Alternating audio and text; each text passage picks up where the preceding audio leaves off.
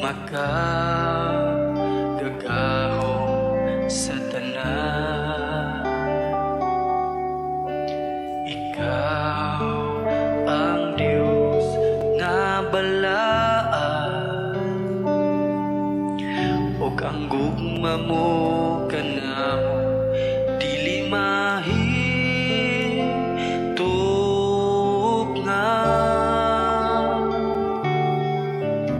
Kaugalingon mo gisakripisyo alang sa dako mga tuyo, kay tungod sa paghigugma mo sa kalibutan, imong gipasaylo among kasalanan.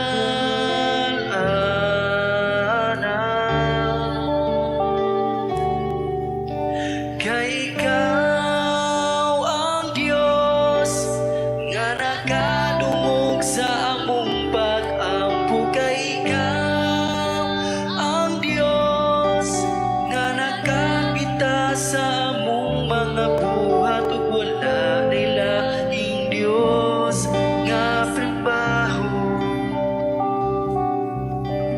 ug wala nilahing Diyos nga perpekto gawas kanimo Ginoo.